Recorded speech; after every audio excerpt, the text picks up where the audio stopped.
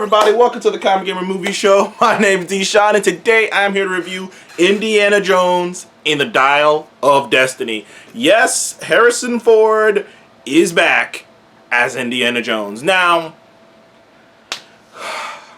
this movie has been in the works for quite some time. It was rumored forever ago. Spielberg was attached to it. Some people were excited about that, but unfortunately, they did not get Spielberg to come to direct this. But they got James Mangold. I believe, like, I always get these two directors confused. I believe James Mangold is the one who directed Logan, if I recall. So they got a serviceable director to come in, a very well-known director to come in and do this, though it wasn't Spielberg. And the vibe you got is that they weren't satisfied with the ending, or at least Harrison Ford and Spielberg and Lucas, the people working on this, weren't satisfied with the Crystal Skull movie. Like, Crystal Skull was a bad movie, and it was like a sad way to send off an iconic character like Indiana Jones. Indiana Jones is one of the most iconic film characters of all time. He's right up there with Darth Vader, James Bond, Dracula. Like, he's right up there with those iconic film characters that you just associate with cinema. Like, really, he's really up there. He at least top 10. So, in Harrison Ford, ironically, I think Harrison Ford's played two super iconic characters. But I digress. Indiana Jones in particular, he's an iconic character. Damn near created the action, like, he damn near created that, a sort of the action adventure genre as we would know, the blockbuster action adventure genre with the plucky, what am I thinking? With the charismatic main character and the girl and the over-the-top sequences and the slight escapes and the punching and the fights. Like, he kind of, like, Indiana Jones sort of put that style on the map, something that would be done in many action movies before. So for it to end on something like Crystal Skull, a lot of us, we were hoping they would get a new one. Now, granted, Harrison Ford has been kind of coy in the past. He's iconically said that he wanted his Han Solo character to die a long time ago. So, like, and Harrison Ford does come off a little gruff. But over the recent years, Harrison Ford has sort of made a resurgence. Obviously, coming back to play Indiana Jones, but also he's about to play Thunderbolt Ross and the new Captain America movie and the Thunderbolts. So, like, Harrison Ford has sort of made a resurgence in Hollywood. It's so weird because he wasn't doing anything for so long. But you see actors do that every once in a while. Actors just disappear for some years. You won't see him. Then all of a sudden you'll just see him all the fucking time. And that's what's going on with Harrison Ford, coming back here to not only wrap up his time as Indy, but also he's, like I said, he's about to be the new Thunderbolt Ross. So that's interesting. Interesting from that perspective. But this movie takes place in 1969, a bit of time since the Crystal Skull. Now, they do keep Crystal Skull in the canon, so they don't avoid it. But how they get around it, I don't want to spoil for you. The movie did just come out. But they do kind of skirt around Crystal Skull a little bit while still acknowledging it exists. Now, this is a different Indiana Jones. This is an Indiana Jones who's weathered. They really play up the age, right? They really play up the age aspect. They really play up the time that has passed. They really do. By the way, I take it back. Harrison Ford did come back from Blade Runner, but I digress. They really play up the time that has passed. They really do. They play up that this version of Indy is, and you find out why. But he's bitter. He's hurting all over. He's an old man. He's on his own. He's alone. His wife he's going through a divorce. He's lost his passion, not only for history itself, but his students aren't as enthusiastic about it anymore. He's retiring. Like, he doesn't have it. Like, right now, he is not in the best place mentally right now. He's going through a lot. And like I say, some of it is just obvious wear and tear of being an older man. He's like in his 80s. When you're in your 80s, dude, like, everything's hurting and whatnot. So it does make sense.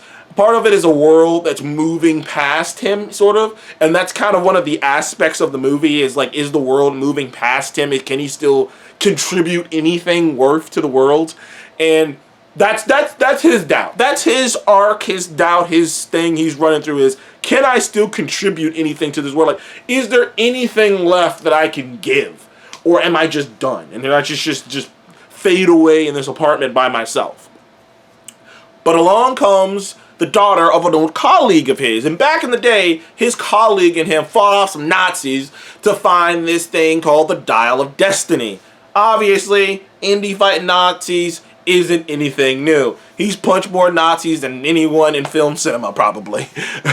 But they find this dial, you know, and he wrote it off, basically, because his friend was obsessed with it till the day he died, and he wrote the dial off. But his friend's daughter shows up, sort of kind of guilt trips him, because his daughter because it's his goddaughter, because it's his friend's daughter, but it's his goddaughter, and he really wasn't there for her or her father in the past, so she sort of kind of guilt trips him into helping her. Turns out she betrays him, goes off to sail the dial, and now becomes this mad race with this other with this other Nazi named Smith, who's the bad guy, played by Mads Mikkelsen, who obviously can play a Nazi. Like, it's so funny. Him playing a Nazi, you're just like, yeah. Sometimes they get an actor and you're like, oh, I've seen him in softer things, but I've always seen like, especially after Hannibal, Mads Mikkelsen, you know, that's what he is. So him playing a Nazi was not very shocking, but Mads Mikkelsen is the villain, and he is trying to also find this dial to go back in time to prevent the Nazis from ever losing World War II, obviously. Now, there's some twists and turns, there's some obvious arcs, there's a lot of things in this movie, but in the end, what you're left with is a classic old school action movie.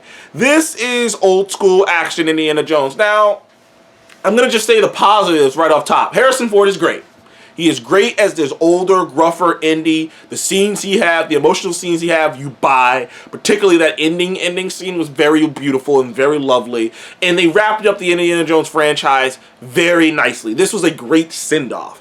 And Harrison Ford is great. The actress who plays his goddaughter, she's fun. Mads Mikkelsen, while not doing anything too crazy, he's a solid villain. Some of the sequences, some of the more grounded, so to speak, sequences are very well done, are very fun. The actual twists, there's a couple twists and turns, and some of them are very well executed, particularly the one near the end. I did not see that coming. But what holds this movie back from being like a really top-notch, like some like action movie is, first of all, the CGI on him when he's young is very spotty at best. It is and it's so crazy because every once in a while I'll look at like movies like Ant-Man, and the de-aging CGI they did on Michael Douglas was amazing. I didn't even know it was DG. I was just like, did they just find footage of young Michael Douglas and just edit it or something? No, it looks so seamless. Whereas this de-aging technology, whenever he would move his face, it would like move slightly delayed. Like, not enough to like completely throw you off, but enough that if you're paying attention, you're like, whoa, that was kind of creepy.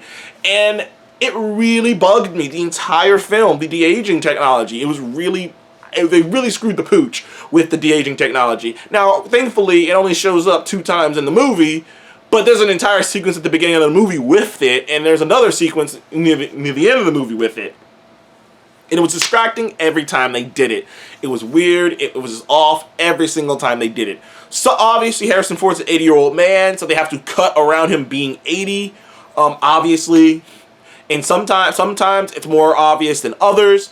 There are a lot of logical physics things that make absolutely no sense that you try to kind of root off in action movies. Obviously, this is an action movie. This is, you know, made up nonsense. So, you know, at certain times, it's like, okay, you just take it as it is, but I can't not see some of the ridiculous physics-defining things happening that are like, that doesn't even make any fucking sense. Also, like I said, while I didn't hate Mads as a villain, he wasn't a particularly standout character. He wasn't, like, amazing or anything. He was just kind of like a standard issue German guy looking for an artifact. So in the end, the actual story itself, while those twists were cool, the actual story, the actual meat of the movie was nothing new. It's been done in other Indiana Jones movies. It's been done better in other Indiana Jones movies. So in the end, it's like the 3rd or 4th best Indiana Jones movie. It's not so good that it makes you question how much you like the other ones. It's just a really decent to good Indiana Jones movie.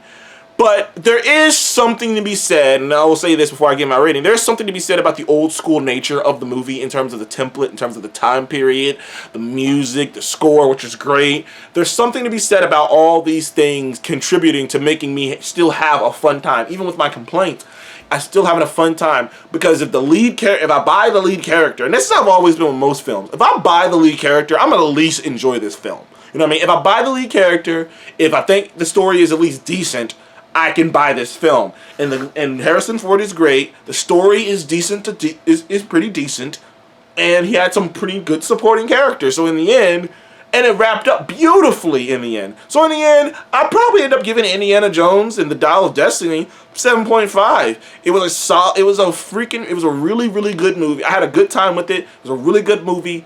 Very, really good action movie. Old school classic. And Harrison Ford, it was an amazing send-off to Harrison Ford. That ending was beautiful. Beautiful ending. But anyways, thank you guys for joining the Complicated Movie Show. Please like, subscribe, and I'll see you guys on the next one. Goodbye.